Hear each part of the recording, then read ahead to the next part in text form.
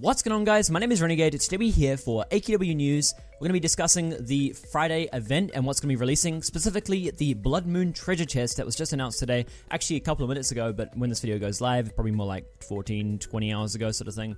My internet's awful, so I can't help that, but either way.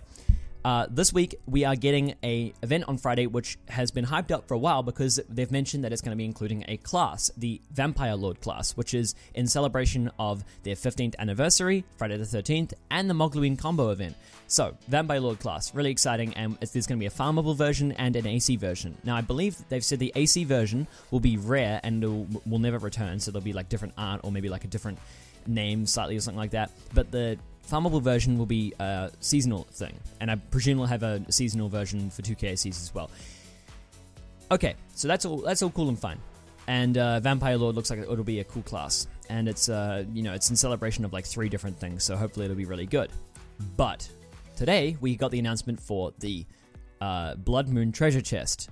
So essentially, this is just another one of what happened on Talk Like a Pirate Day. So if you aren't familiar, I'll bring you up to speed quickly. So, Talk Like a Pirate Day came around this year, and one of the first naval commanders that was announced was the Dragonborn naval commander. The Dragonborn naval commander looked really cool, it was a nice-looking naval, in my opinion. And then they announced that they were going to do a lot of recolors for this, because it kind of didn't really suit a standard color, and, dragons and stuff, and dragons are different colors, and so let's milk it by making a bunch of different colors, so that's what they did. They made a, 14, I don't know how many recolors it was actually, it's quite a few though.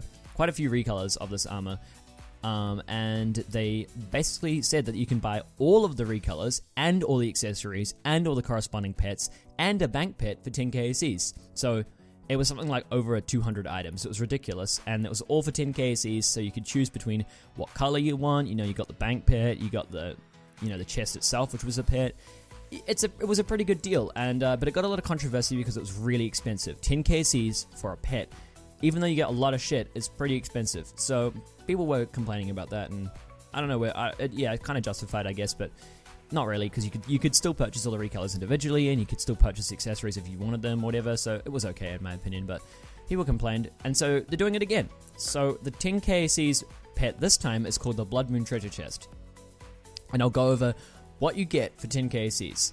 So you get exclusive color custom Vampire Lord class. You get the Vampire Queen Memorial statue, for which includes a rare character page badge, 5 event rare armors and accessories. You get the Vampire Dragon Bank Pet. You get the Dark Butler Pet with a house item shop. You get the Vampire Lord Castle House. And when I mentioned the 5 rare event armors or whatever, plus accessories, those 5 armors are the exclusive Prismatic Vampire Lord set, the Vampire Masquerade armor set, the Vampire Shifter armor, which is a gender swapped version of the Vampire Lord class, Royal Vampire Renegade armor and helms, and the Dark Nosferatu armor set. So you get quite a few items, and when I sort of totaled them up, roughly what they were worth, it was sort of about 15 KACs total.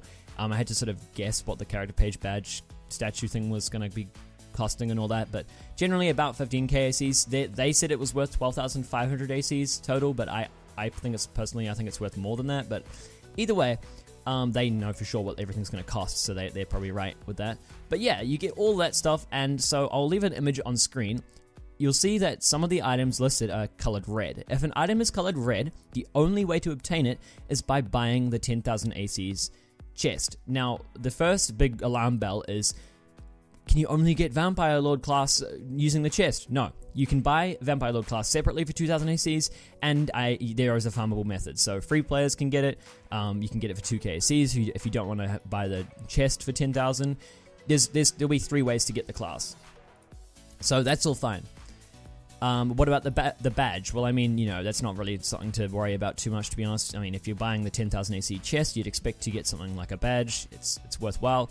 And then in the Blood Moon chest gear, so that's when those are the 5 armors. One of the 5 armors that you get is actually exclusive to the chest as well, and that's the exclusive Prismatic Vampire Lord set. So that set there, I presume, is like a color custom version of Vampire Lord, just as like a set to wear. That's pretty cool as well. But yeah, honestly, I think for 10,000 ACs, it's a pretty decent deal.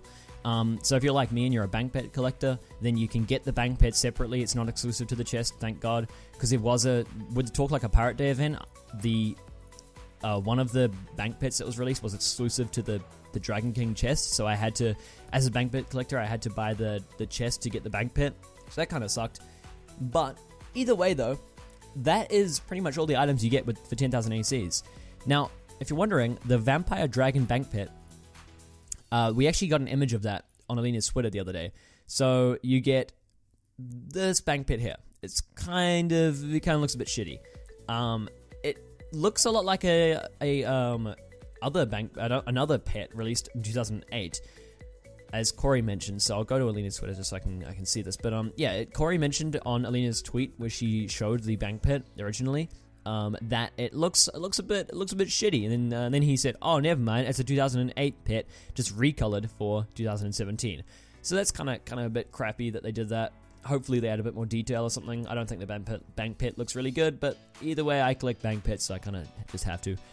Either way, though, that's going to be it for the video, guys. I hope you guys did enjoy. If you did, leave a like, subscribe if you haven't already, and I'll leave all the links for stuff I mentioned in this video in the description so you can go read for yourself if you want to get some more details. But yeah, peace.